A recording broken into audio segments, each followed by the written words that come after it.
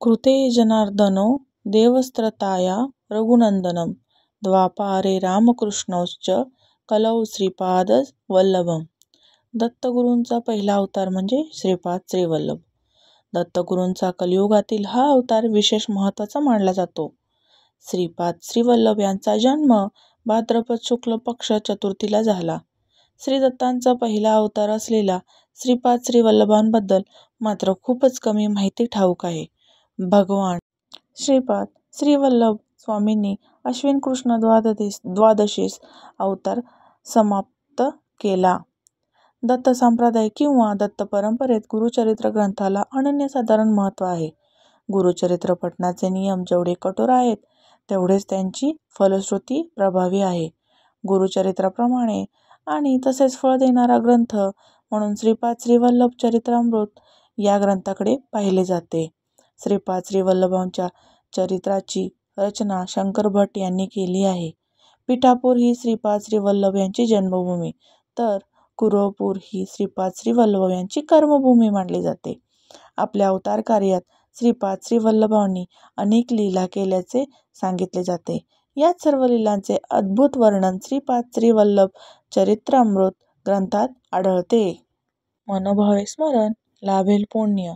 श्री शंकर भट्ट यांनी लिहिलेला श्रीपाद श्रीवल्लभ चरित्रामृत हा ग्रंथ काही दिवस श्रीपाद प्रभूंच्या मामांच्या घरी होता. त्यानंतर त्या संस्कृत ग्रंथाचा तेलुगू भाषेत अनुवाद करण्यात आला. तेलुगू भाषेत अनुवाद झाल्यानंतर मूळ संस्कृत ग्रंथ अदृश्य झाला. गंधर्वांनी तो श्रीपाद प्रभूंच्या जन्मस्थानी घेऊन जमिनीवर खोलवर पुरून ठेवला अशी मान्यता आहे. शंकर भट्टांनी रचलेले चरित्रामृत श्रीपाद प्रभूंच्या दिव्य पादुकांजवळ ठेवून तो त्यांनी प्रभूंना वाचून दाखवला. ऐकण्यास आलेले 5 भक्त ते श्रवण करून धन्य झाले. त्यानंतर हा ग्रंथ अन्य अनेक भाषांमध्ये उपलब्ध झाला. पु हरिभाऊ जोशी निटूरकर हे महान दत्त संप्रदायिक सत्पुरुष आहेत. त्यांना श्री गुरूंची एक दिव्य अनुभवातून अनुज्ञा मिळाली व त्यांनी श्रीपाद श्रीवल्लभ चरित्रामृत मराठीत भाषेत भाषांतर केले. श्रीपाद श्रीवल्लभांची भक्तांना आश्वासने. माझ्या चरित्राचे पारायण होत असलेल्या प्रत्येक स्थळी मी सूक्ष्म रूपात असतो. काया वाच मनाने मला समर्पित असलेल्या साधकांचा मी डोळ्यात तेल घालून सांभाळ करतो. सतत माझे ध्यान करणाऱ्यांचे कर्म ते कितीही जन्मजन्मांतरीचे असले तरी मी ते भस्म करून टाकतो. माझ्या भक्ताच्या घरी महालक्ष्मी तिच्या संपूर्ण कलेने प्रकाशित असते. तुमचे अंतःकरण शुद्ध असले तर माझा कटाक्ष सदैव तुमच्यावर असतो. श्रीपाद श्रीवल्लभ चरित्रामृत ग्रंथाच्या पारायणाचे फळ.